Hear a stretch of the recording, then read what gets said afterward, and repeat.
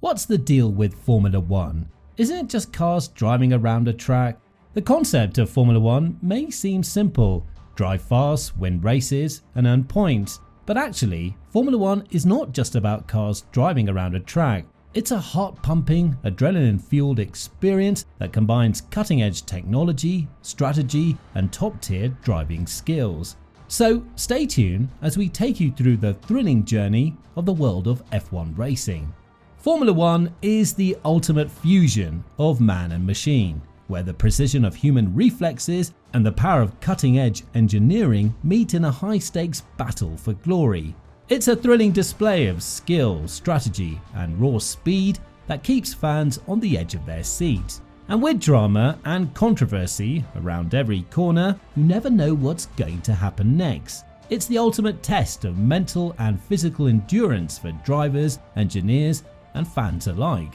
So whether you're a petrol head or a casual observer, there's never been a better time to join the world's most exhilarating racing community. Let's begin by talking about Formula One cars. Formula One cars. When it comes to Formula One cars, they're in a league of their own. These single-seaters are the epitome of speed, power, and elegance, designed to slice through the air with the utmost precision. When it comes to their appearance, they're truly a sight to behold with their open-wheel design and open cockpit configuration, which is similar to a convertible. This provides drivers with a thrilling ride as they speed around the track. But don't be fooled by their stunning looks. These cars are engineered to win, with 4 wheels in total, 2 for steering and 2 for propulsion, allowing them to tear up the track with ease. The driver's seat is designed like a hammock, with their feet extended in front and their back tilted toward the car's floor to maintain the lowest possible center of gravity. The monocoque chassis, a single shell made of super lightweight carbon fiber, cocoons them, keeping them as safe as possible. And the fuel tank is located in the middle of the car, behind the driver's head, so it's well protected and won't cause the car to explode if the unthinkable happens. But that's not all. F1 cars are also known for their impressive gearboxes, which boast 8 gears despite only having 2 pedals down by the driver's feet, the accelerator and the brake. So how do they change gears, you might ask? It's all in the steering wheel. The upshift and downshift levers, along with the clutch lever, are concealed on the back of the steering wheel, which means the driver can keep both hands on the wheel at all times. Imagine racing around the track, hitting top speeds and shifting gears with just a flick of the wrist. It's the stuff of dreams for any car enthusiast. The teams are responsible for designing and building their own cars, with strict technical specifications set by the FIA.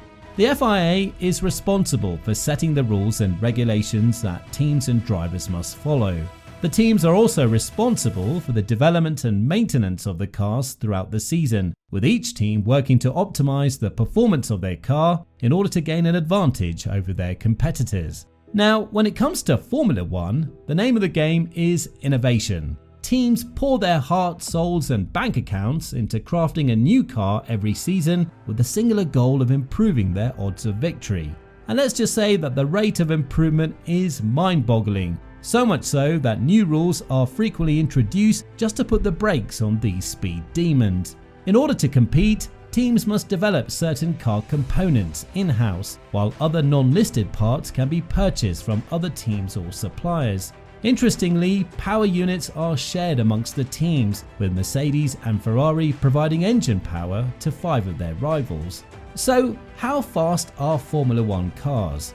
Formula One cars can reach a whopping speed of up to 360 km per hour, and the acceleration is out of this world, going from 0 to 100 km per hour in a blistering 2.6 seconds. It's the kind of speed that will make your heart race, your palms sweat, and your eyes widen with excitement. Sure, going fast is impressive, but slowing down to a crawl and negotiating a slow speed corner at 140 km per hour is where the true magic happens. Formula One drivers will tell you that these are the moments where the real adrenaline rush comes in, where every turn of the wheel, every shift of the gear, and every ounce of their being is focused on pushing the car to its limit. Team and championships. Currently, there are 10 teams, also known as constructors, in the F1 competition. each of which enters 2 cars in each race. Teams can be identified by their colours and sponsors, as the 2 cars have the same paint job, the drivers wear identical overalls, the mechanics wear matching outfits, and other team staff wear unique team attire. Half of the teams competing in the grid are owned or majority owned by car companies, namely Ferrari, Mercedes, Alpine Renault, Alfa Romeo and Aston Martin.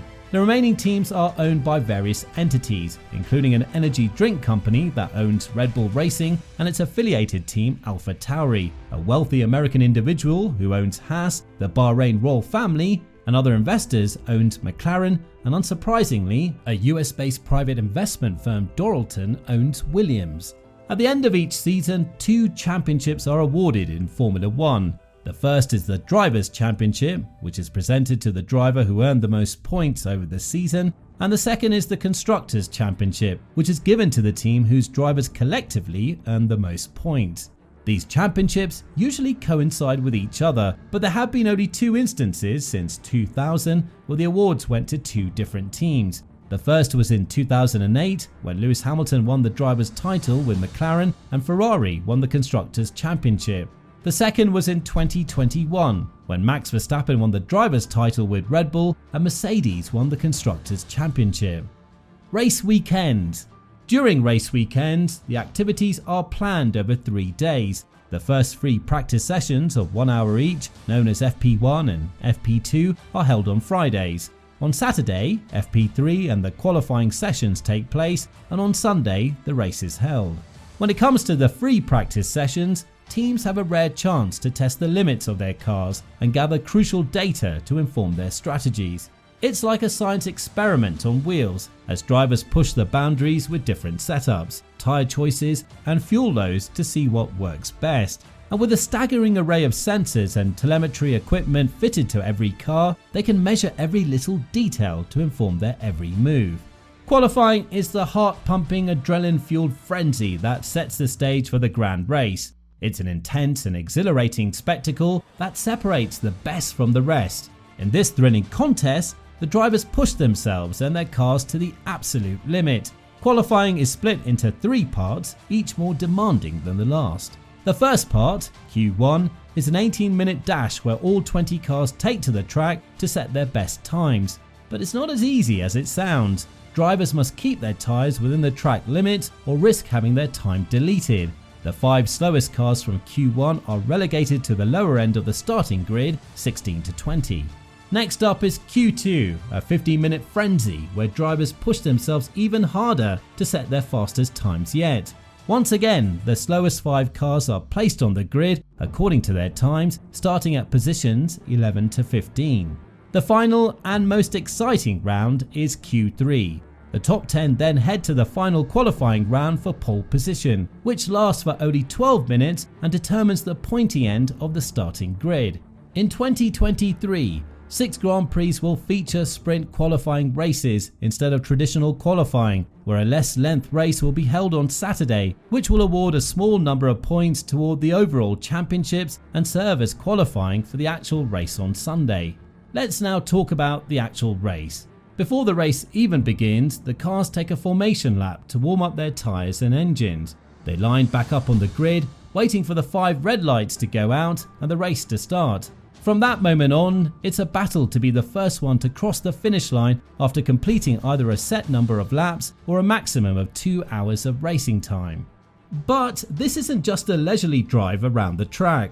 The drivers must adhere to strict track limits, and cutting corners is strictly prohibited. If they attempt to take a shortcut or gain an unfair advantage, they'll face penalties that could cost them the race. So it's not just about going fast, it's about going fast within the rules. And with the world watching, the drivers push themselves and the machines to the absolute limit in pursuit of victory.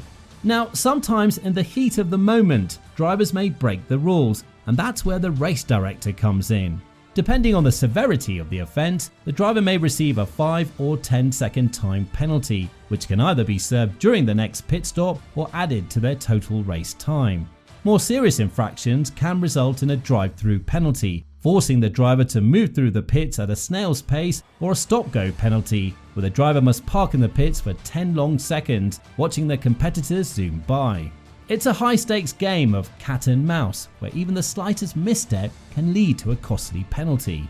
The roar of the engines and the speed of the cars are what makes Formula One racing so thrilling, but sometimes the unexpected happens. When things go wrong on the track, it's time for the safety car to take over.